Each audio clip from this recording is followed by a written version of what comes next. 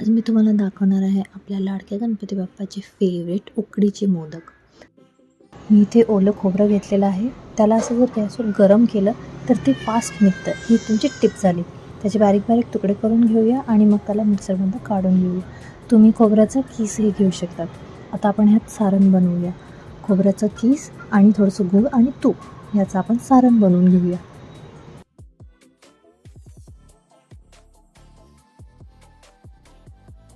खोबरं आणि गुळाचं सारण छान गरम करूया, एकजीव करून घेऊ. त्यात थोडीशी वेलची पावडर टाकूया आपण आणि त्याला थंड करायला ठेवून देऊ.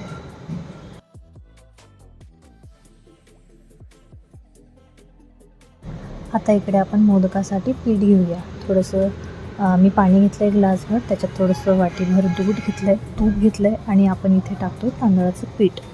गॅस एकदम कमी वरती ठेवायचा आणि ह्याला छान वाफ लागस्तवर त्याला कोरडं होऊ द्यायचं आहे.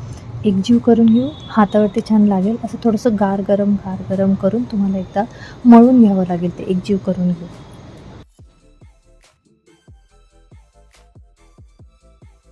छान असं आता हाताला तूप लावून आपण त्याला मळून घेऊया. छान असं मऊसर. आपण त्यात तूप घातलं आहे, दूध घातलं आहे, त्यामुळे ते अगदी मऊ येईल. त्याला तडे पडणार नाही याची काळजी घ्या.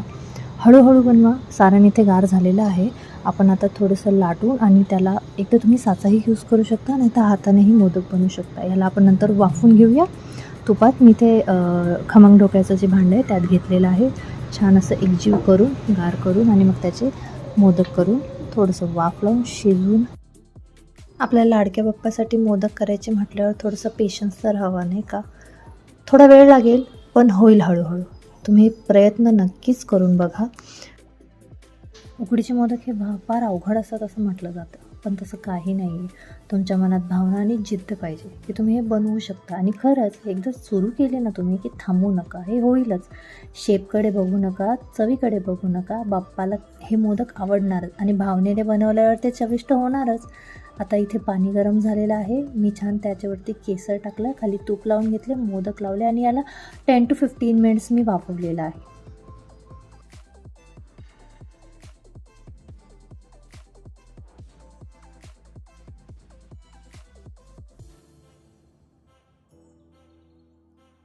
10 मिनटं झालेले आहेत. आपण आता पात्र ओपन करून बघूया कशी वाफ झालेली आहे. एकदा चेक करूया.